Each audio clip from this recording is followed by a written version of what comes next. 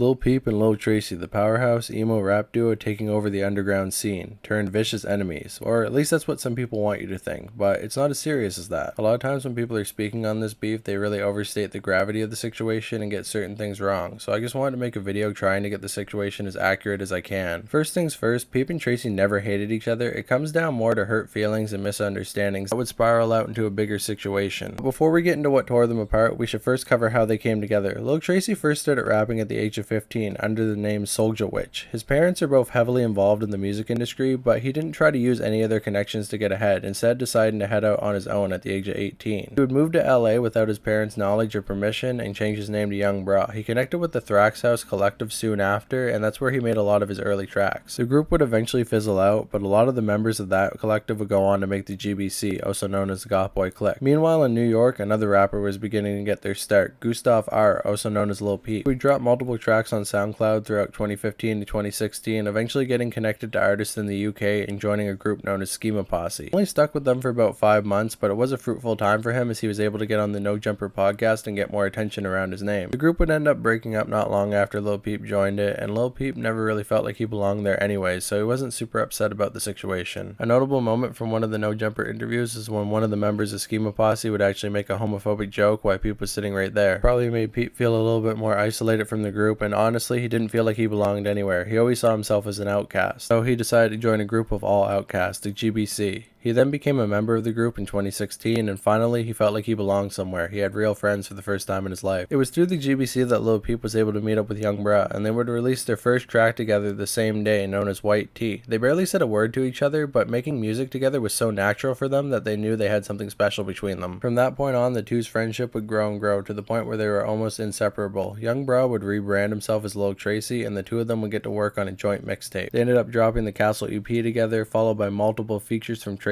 on Peep's Hellboy tape, following that up with another joint mixtape known as Castles 2. They were dropping classics on classics on classics in the underground, and it seemed like they couldn't be stopped. Two big breakout songs from Peep and Tracy were White Wine and Witchblades. The latter would drop in early 2017, catching many vlogs' attentions. In a lot of these outlets though, Lil Tracy was only an add-on, barely being mentioned, as the acclaim would go all to Lil Peep. This is often cited as the reason that Lil Tracy broke off his friendship with Lil Peep, and while that's somewhat true, it's definitely not the full story. Lil Tracy definitely felt a way about this, but he didn't initially blame Peep for this. It was actually the combination of a bunch of different situations that would compound on top of each other that made Tracy so upset with Peep that he would eventually break their friendship off. It's also possible that the reason that these articles mention Peep so heavy and not Tracy is that Peep was actually signed to a label, First Access Entertainment, which gave him a lot more push in the industry while Tracy was independent. There's definitely been a lot of effort to rewrite history and pose Peep's label as the good guys in the story, but make no mistake, they definitely were trying to push Peep away from Tracy and the rest of the GBC. You could say this is because the label was trying to disconnect Peep from all his bad influences, but it's more likely that they just wanted Peep to be the solo star and they didn't want him dragging the GBC along with him on his path to fame. Which is understandable, they're a company who wants to make money, but you can understand where Tracy was starting to get upset here, as the label was trying to separate him from his best friend. At one point, Tracy was actually homeless, and he would stay over at Peep's house most nights to stay out of the cold, but when Peep's management would find out that Tracy was staying over at Peep's, they would actually kick him back out onto the street, claiming that he was a bad influence. Peep wasn't able to do anything about this. He would have to just sit silently and watch his best friend get kicked out onto the street. It's clear at this point that a war was beginning between First Access Entertainment and GBC, and Peep was caught dead center in the middle of it. This is around the time that a lot of people would say Lil Tracy was starting to get jealous of Lil Peep because Lil Peep was getting famous and Tracy wasn't, but it wasn't even about being famous to Lil Tracy. It was just the fact that the two of them were creating genre-defining music together and that Lil Tracy wasn't getting any credit at all. Tracy just felt like Peep wasn't showing him any love, and on top of that, Peep would actually go on tour in Europe without Tracy and perform Witchblades. Tracy saw audiences singing along to the songs that he had created, and he wasn't even able to be there for it. It just broke his heart, and he knew at that moment that he was done with the entire Goth Boy Clique and Lil Peep. He didn't want to be in Peep's shadow or become a sidekick to him, so he decided it was better to put some distance between him and his friend. He'd part ways with the Goth Boy Clique in mid-2017, and soon after, Tracy would appear on a No Jumper podcast where he would explain his frustrations with Peep. He felt like Peep had gotten big off the GBC, but newer fans only really knew Peep and didn't respect the history behind the movement. When Tracy's birthday would come along later in the year, people wish him a happy birthday, showing that Peep still cared deeply for Tracy, even if Tracy wasn't reciprocating it at the time. By the end of 2017, Peep was getting ready to drop his track Awful Things with Tracy as a feature. He promised Tracy that the song would be the biggest hit they ever had if Tracy would just let him drop it. Tracy agreed, but when the track dropped, he actually dissed it on Twitter, calling it trash and asking for it to be taken down. When the track came out, it would actually even hit Billboard, and soon after, Peep would drop his Come Over When You're Sober Part 1 album. Immediately after after that he would head on his infamous Come Over When You're Sober tour and unfortunately overdose. Before that happened though, Lil Tracy would actually try to meet up with Peep at one of their stops on the tour, but either the GBC or Peep's label wouldn't allow him to come. After Peep's death, Tracy would show love to his best friend over and over again. He regretted not making up with Peep before his death, and he would go off on multiple people for clout riding his name after he died. And that pretty much sums up the beef between Lil Peep and Lil Tracy. It was only a minor problem that was blown up by fame, labels, and not the best people being around Peep at the time. To this day, Tracy still shows love to Peep, and he even got a tattoo of Peep on his head to show respect for his fallen friend. It's super unfortunate that the two never got the chance to reconnect, but we can at least be happy and take solace in the fact that the two even got to meet at all and make all the legendary music that we listen to this day. Lil Peep and Lil Tracy are an iconic duo that won't soon be forgotten. They definitely left their mark on music and changed things forever in the underground scene. So with all that said, rest in peace Lil Peep,